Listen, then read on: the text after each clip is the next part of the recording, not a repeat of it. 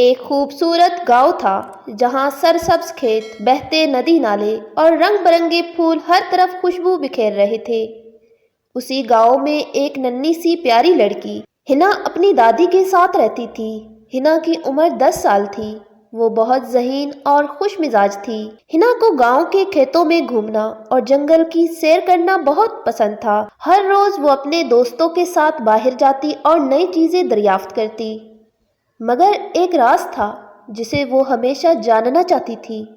وہ تھا جنگل کے اس حصے میں جانا جہاں کسی کو جانے کی اجازت نہیں تھی۔ گاؤں کے بزرگ کہتے تھے کہ وہاں جادو کا خزانہ چھپا ہے، لیکن اگر کوئی وہاں گیا تو وہ گم ہو جائے گا۔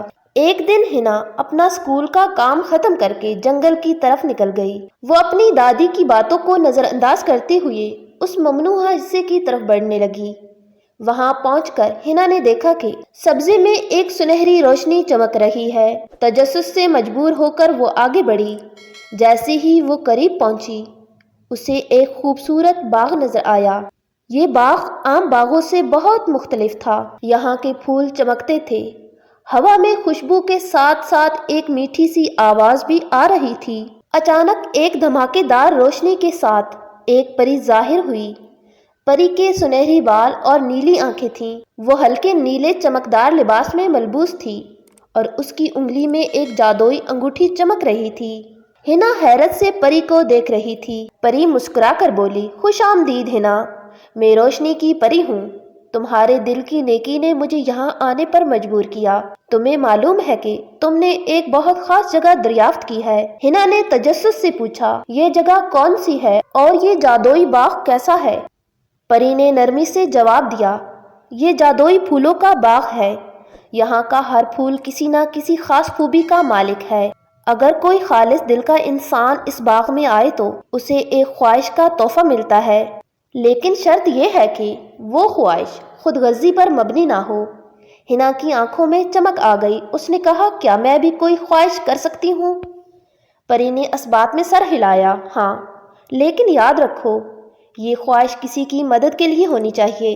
ہنا نے سوچا اور پھر بولی، ہمارے گاؤں میں ایک غریب کسان چچا کریم ہے۔ ان کی زمین بنجر ہو گئی ہے اور وہ بہت پریشان ہے۔ میں چاہتی ہوں کہ ان کی زمین سرسبز ہو جائے تاکہ وہ خوشحال زندگی گزار سکیں۔ پری مسکرا کر بولی، تمہاری نیکی بھری خواہش نے مجھے بہت خوش کیا۔ یہ لو، یہ جادوئی پھول اپنے ساتھ لے جاؤ۔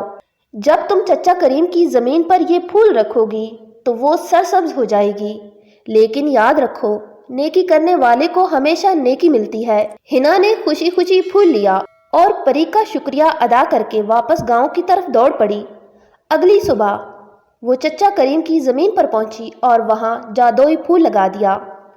جیسے ہی اس نے پھول زمین میں رکھا، ایک سنہری روشنی پھیلی اور دیکھتے ہی دیکھتے سوکھی ہوئی زمین ہری بھری ہو گئی۔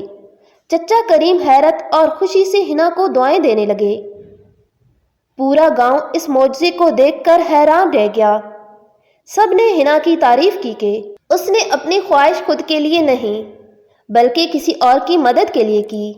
کچھ دنوں بعد روشنی کی پری دوبارہ آئی اور ہنا سے کہا، تمہاری نیکی نے تمہیں اس باغ کی دوست بنا دیا ہے۔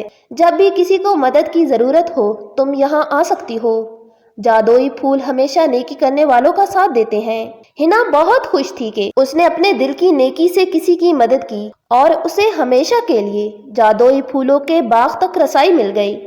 اب جب بھی کسی کو ضرورت ہوتی، ہنا باغ جاتی اور نیکی کے بیج بکھیرتی۔ یوں ہنا اپنی نیکی، ہمدردی اور جادوئی پھولوں کے ساتھ ہر کسی کی مدد کرتی رہی اور اس کا گاؤں خوشحالی اور محبت کا گہوارہ بن گیا۔ اگر آپ کسی کے لیے بھلائی کرتے ہیں تو قدرت بھی آپ کا ساتھ دیتی ہے۔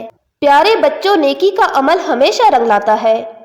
اگر آپ کسی کے لیے بھلائی کرتے ہیں تو اللہ بھی آپ کا ساتھ دیتے ہیں۔ جیسے ہنا نے اپنی خواہش سے ایک غریب کسان کی مدد کی، آپ بھی اپنی نیکی سے دنیا کو بہتر بنا سکتے ہیں۔